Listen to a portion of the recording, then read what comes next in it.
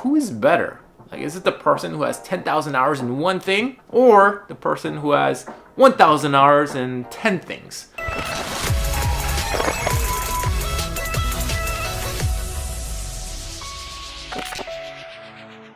What is up? This is David, and today I want to talk about the polymath and building skills in different areas and diversifying in your skill set. So last time we talked about the T-shaped people and what that really means. And if you haven't seen that video, go check out that video on what T-shaped means, and I gave you the definition in that video. But today I want to talk more about like the polymath versus the master. So there's that great debate versus like we have a person who has 10,000 hours plus in a certain craft, the master at a singular specialized knowledge of a skill, versus the person who has, you know, multiple skill sets, who's really good at lots of things. Like, who is better? Like, is it the person who has 10,000 hours in one thing, or the person who has 1,000 hours in 10 things? Or maybe not 10 things, that might be a little too much, but a few thousand hours in like 2 to 3 or 4 things, right? So what is that difference? And here's the thing, like, to get to the level of mastery, to become a world-class performer or the best at the craft, at your craft, that takes pretty much a life commitment, right? And only about 0.001% of the people can actually reach that level. So that is very, very hard to do, to reach that type of mastery. It takes pretty much a lifetime of commitment, right? And so like statistics will show you that this is really, really hard to do.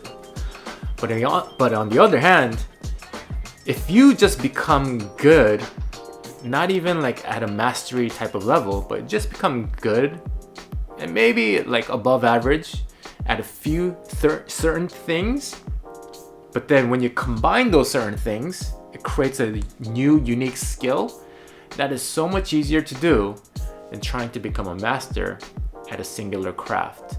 So I'll give you an example. So an example of like the 10,000 hour rule, it could be people like in the sports world. This is typical, like a Tiger Woods or Michael Jordan or Kobe Bryant, you know, those type of people. And some other people that comes to mind are like musicians like Hans Zimmer and like John Williams, those type of people, right? And we have the other side, we have like polymath. We have like Leonardo da Vinci.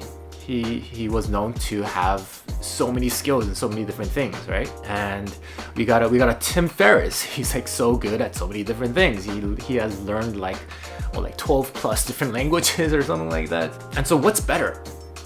And so I don't know if there is a right answer to like one clear thing is better than the other, but here's what I got from the creator of Dilbert. I'm forgetting his name, but the creator of Dilbert, he put it this way. He said that he is like above average at comedy, at being funny, right? He's not the best at it, but he's about above average. And he's not the best at drawing comics, but he's above average. But the thing is, when you combine those two, like being above average at being funny and writing jokes and being above average at drawing comics and illustration, when you combine those two, it becomes a very unique thing that not a lot of people do. So that by itself becomes that 0.001% of the population. You know, you don't gotta be the best in the world at something. You can combine different skills into one thing, and that can be something completely unique, and that can also add value to the world, and in that way, you can get value back from society.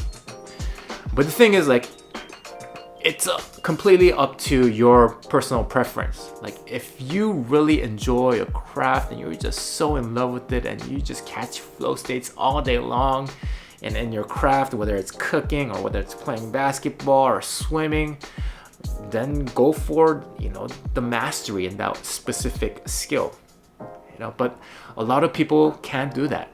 So the other route is to master a few different things, maybe like 2 to 3 different things, and then combine those, and that creates that uniqueness.